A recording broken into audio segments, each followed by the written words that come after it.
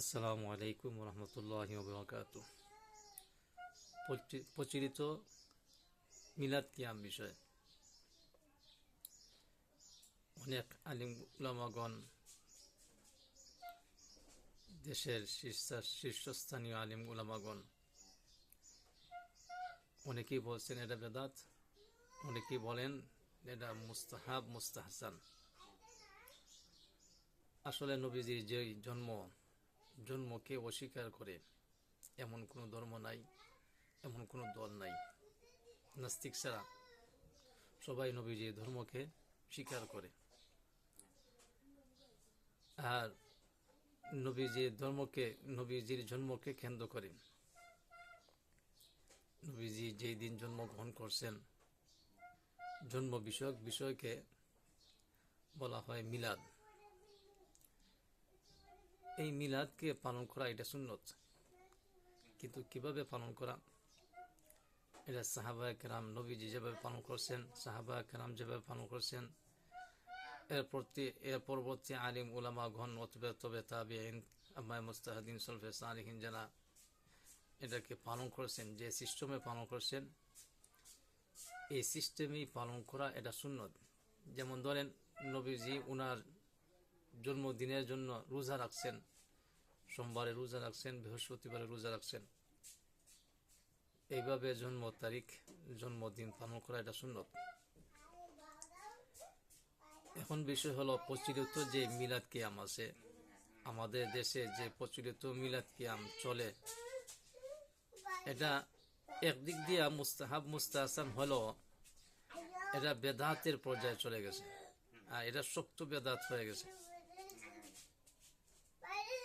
যারাই মিলাদ কিয়াম অনুসরণ করে এবং মিলাদ কিয়াম পালন করে, তারা এই মুস্তাহাব বিষয়টাকে একবার অতিরঞ্জিত করে, মুস্তাহাব বিষয়টাকে, মুস্তাহসান বিষয়টাকে এমনভাবে পালন করে যে একটা ফরজকেও এভাবে পালন করে না, মিলাদ কিয়ামকে এভাবে পালন করে যে একটা ওয়াজিব বিষয়টাকে এইভাবে পালন করে না। যারাই পালন করে দেখবেন, অনেক জায়গার মধ্যে যদি ওয়াজ হয়, তাদেরই ওয়াজ যদি হয়, এই ওয়াজের মধ্যে আপনার ওয়াজিবের কোনো আলোচনা পাইবেন না, ফরজের কোনো আলোচনা পাইবেন না, আলোচনা শুধু পাইবেন মিলাদ কিয়াম বিষয় নিয়ে। আর পালন করে আর কিছু পালন করা হোক অথবা নাই হোক, মিলাদ কিয়াম পালন করতেই হবে, আর পালন হইতেই হবে। এটাকে এমন পর্যায়ে বানাইছে, মুস্তাহসান এবং মুস্তাহাব বিষয়টাকে এমন পর্যায়ে নিছে, যেটা এটা ফরজ এবাদতের চেয়ে বেশি, ওয়াজিব এবাদতের চেয়ে বেশি হয়ে গেছে। যে মিলাদ কিয়াম করলেই সে একটা প্রকৃতপক্ষে সুন্নি মুসলমান, মিলাদ কিয়াম করলেই সে প্রকৃত মুসলমান, সে নবীজির আশেক, নবীজিকে মহব্বত করে। আর যারা মিলাদ কিয়াম করে না, মিলাদকে তো অস্বীকার করা এটা যাবেই না, মিলাদ পালন করা এটা এক দিক দিয়ে সুন্নত, যদি সুন্নত অনুপাতে যদি আপনি করেন তাহলে সুন্নত। আর যে কিয়াম আছে, অনেকে দলিল দেন যে আমাদের আকাবিরের দিন এরা মিলাদ করে কিয়াম করছেন, যে করছেন যে এইভাবে না, দলবদ্ধ হয়ে করেন নাই, অনুষ্ঠান করে করেন নাই, করছেন এককভাবে। যেমন ধরেন এমদাদুল্লাহ মুহাজির মক্কি,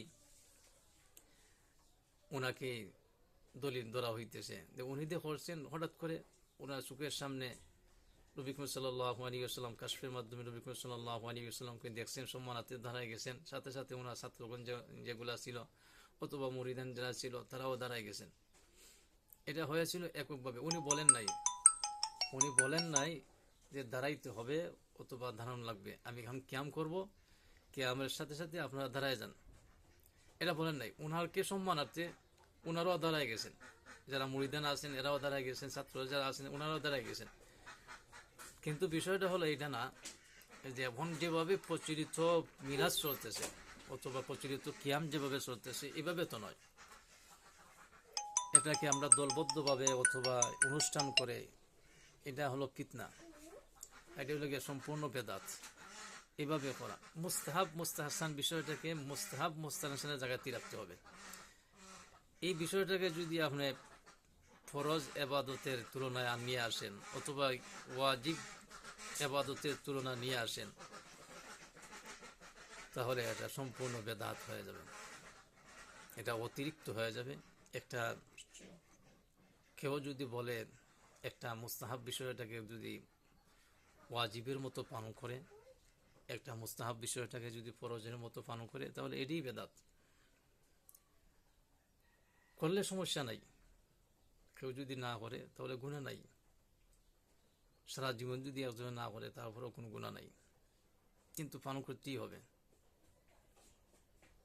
ওয়াজ মাহফিল এই বিষয় নিয়ে আলোচনা করতেই হবে, অনুষ্ঠানে এই মিলাদ কিয়াম করতেই হবে।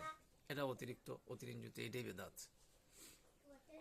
আমাদের আলিম উলামাগণ এটাই বুঝাইতেছেন যে তোমরা তো এটা ছাড়া চলতেই পারো না, এটা ছাড়া মানোই না। কোন অনুষ্ঠান হইলেই এটা মিলাদ কিয়াম করতেই হবে, কোনো জায়গায় দলবদ্ধ হয়ে এটা করতে হবে, এটার সাথেই সংঘর্ষ, আর অন্য কিছু না।